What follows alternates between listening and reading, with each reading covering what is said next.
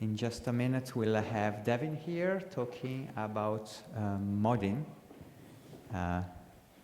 Interesting project. Very curious, actually. And so let's welcome Devin. Thank you. Thank you. So, as he mentioned, my name is Devin Petersohn. I'm a grad student. I'm a fourth-year PhD student in the RISELab at UC Berkeley. And my focus is on distributed systems, data systems, and Modin is my project. The title of my talk is Scaling the Capabilities of the Data Scientist, Not the Machine. And I'll get into a little bit about what that means here in a moment. But first, I kind of want to phrase the problem for you, or the problem as we see it. So there are all these APIs, there are all these tools that are really efficient for small to medium-sized data processing, order 1 megabyte, maybe up to a few gigabytes. There are also tools that are really efficient at, hundreds of gigabytes or terabytes. And these are tools that solve these problems really well at these scales. But there's this issue where on the left we have tools that people use every day for their small data on their laptops. But if you want to use a tool that's on the right, typically you don't use that on your laptop because it's more expensive. It takes a lot longer to run things because of the overheads involved with all the distribution and things like this. So there's this separation here, right? And what we're trying to do with Modin is basically bridge this gap. We started with the Pandas API, essentially, to bring data frames to big data, essentially, to bring the Pandas API into this order hundreds of gigabytes range. And by the Pandas API, I mean the full Pandas API. So I put this meme on here. It's kind of a joke. Some people will get it. There are actually jobs where you take Pandas code that's written by a data scientist and you convert it to Spark or Hadoop or whatever your company is using. So it's a challenge. It's a challenge that a lot of people are facing, and it's a challenge that we chose to look at. And we chose to take a data scientist's perspective on this in choosing the Pandas API. So instead of trying to optimize the system specifically, we want to optimize how users interact with the system and their workflows. Okay, so it's a drop-in replacement for Pandas, as I mentioned. You can install it from PyPy. We just released this past week, so yeah, okay. So next, let's talk a little bit about the best practices, and by best practices, I mean what the tools on the right, these order 100 gigabyte tools, are doing in order to optimize for that scale that kind of contradicts what Pandas API and what Pandas itself does. And the first best practice is limit your API.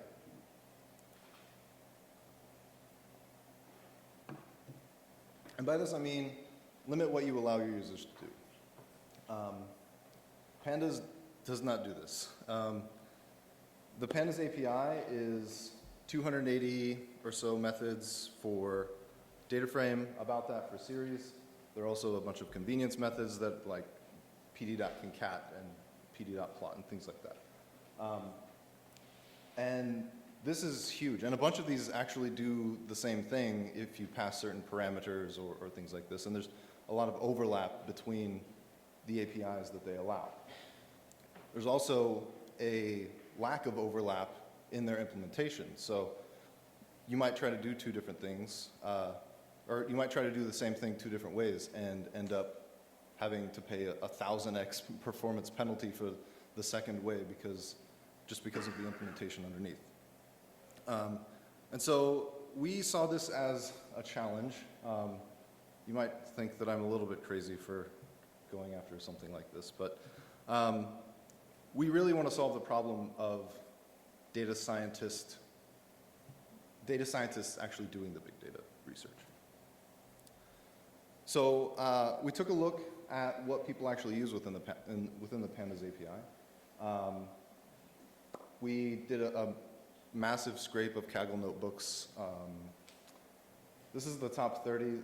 The data is all available online at that URL. You're free to download it and look at it or play with it as you wish. There are a few things that are really important to highlight here. ReadCSV is obviously very highly used. The DataFrame constructor is actually also really heavily used, surprisingly. Transpose is in the top 10%, and you know, a lot of these are, of course, skewed to the Kaggle challenges and things like that. But Kaggle is a very rich data set. People use Kaggle to teach and to play around with, data sets and enter competitions also. So this is, I think, fairly representative for at least those use cases that Kaggle has.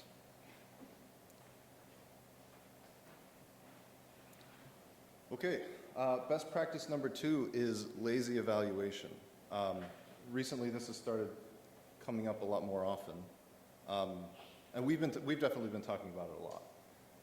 Lazy evaluation is something that is contradictory to how people learn how to program. When people learn to write code, they learn to do it procedurally line by line, and they assume that when they run something that it's being run. The trouble is that you need lazy evaluation at a certain scale in order to get any kind of performance gains. You don't want to compute over an entire data set if you're only operating on one column, of course. So this is a challenge that we're also looking into. And this is something that a lot of the Pandas users that we've talked to have struggled with. At Berkeley, we have a lot of students who take data science courses, and the first time they're introduced to a lazy system, they run ReadCSV on this 10 gigabyte file, and it returns almost immediately. They're like, whoa, this reads so fast. This system is amazing. And then they do something like count the number of lines or something like this. And it takes a while because that's when it's actually reading and parsing the file and everything. And then they're like, oh, counting lines takes so long in this system. This system is backwards. And what they don't understand is that, lazy execution is something that you have to keep in your mind about, when you materialize things, when you persist things, when do you want to store intermediate results. This is something that we're looking at from a systems perspective. How can we take this burden off of the end user? So this gets into the Modin architecture a little bit and how we design our system to kind of solve these challenges in addition to a few others. So at the top here, we have the API layer. We started with Pandas, as I mentioned. Excuse me.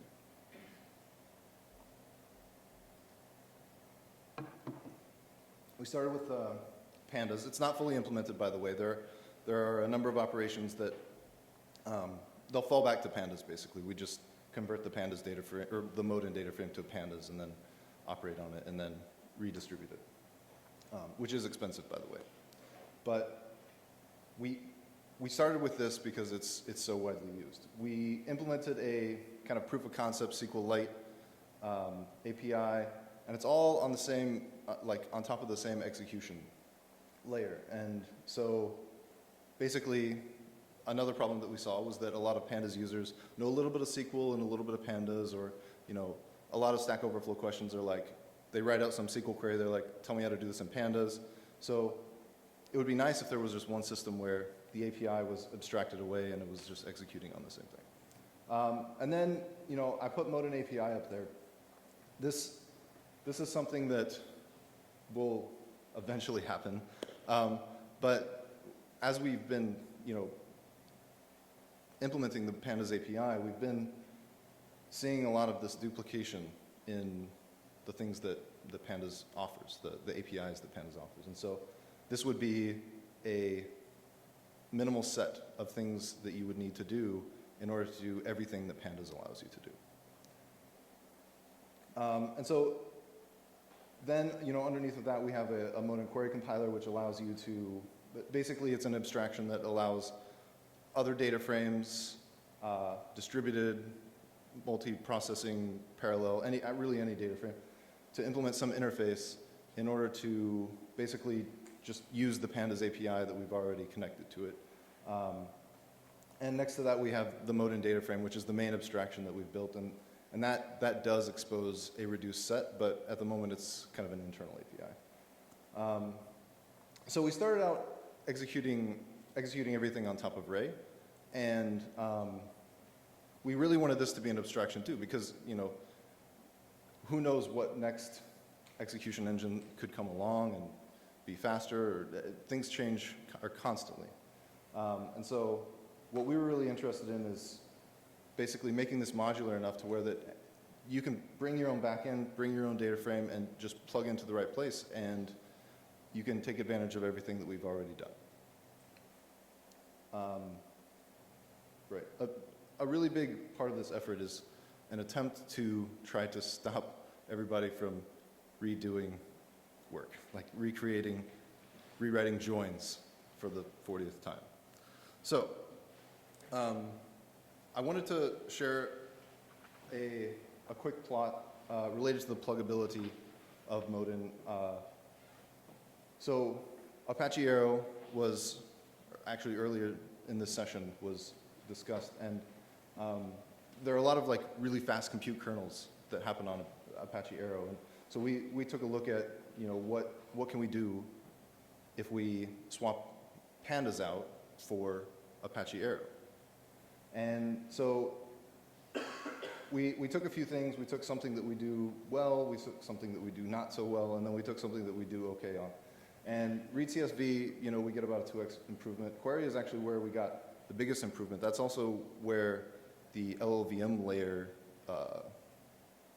where basically we're using the Arrow LLVM operators to kind of, we pre-parse the function, and then we use those LLVM operators to operate on the Arrow tables.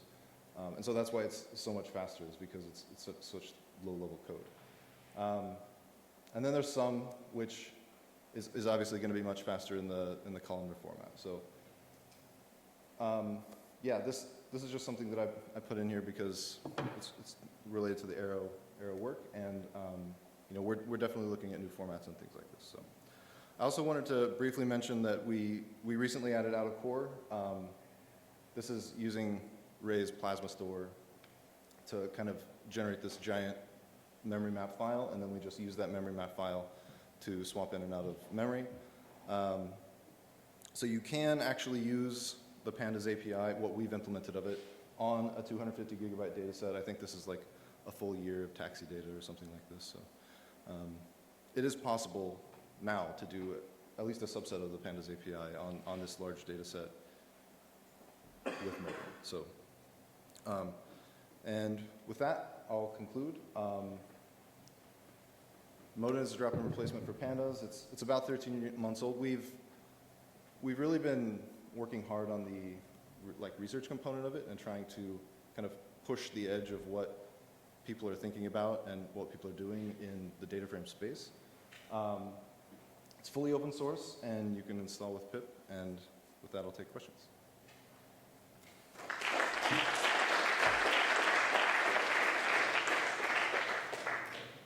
We have time for one question. Yes. So we had a talk earlier today from people about dates. I'm sorry, I can't hear. Sorry, we had a talk earlier today about dates or bytes, like we have set, which seems quite a simple API, but the authors of that said that they explicitly don't implement certain pandas methods because it would be impossible to do efficiently at scale. You take the approach of implementing the entire pandas API, you say, do you have smarter ways of making things that they can't do efficiently, or do you just take the approach of you can do everything that pandas can do, but some of the things won't be efficient? Yeah, great question. So the question is, can you do everything better than pandas, like at a high level? That's the question, I think.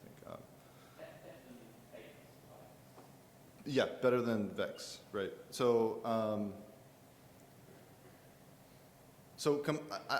we haven't done any benchmarking against Vex or anything like that, so I can't speak to that directly.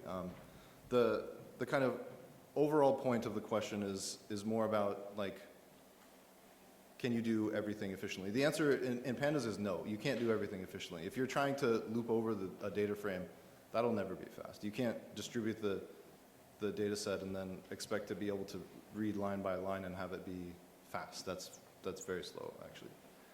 And that's also an anti-pattern with data frames. You don't typically, like, it's really convenient to write programmatically, but that's where a query planner would come in and kind of rewrite that loop to not loop, or to, you know, hold off on executing like the entire query and you know, add some lazy execution, as I mentioned earlier.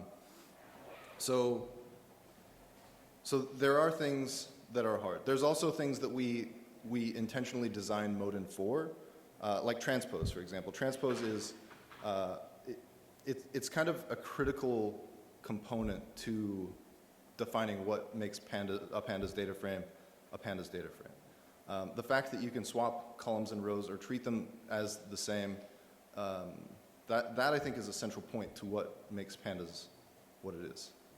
And it also differentiates it very much from like a traditional SQL table where, you know, you have a very well-defined schema, and like pandas has a schema, but you can treat columns as rows and rows as columns. You can operate across either axis. You can group by any axis. These are things that SQL just doesn't let you do. So,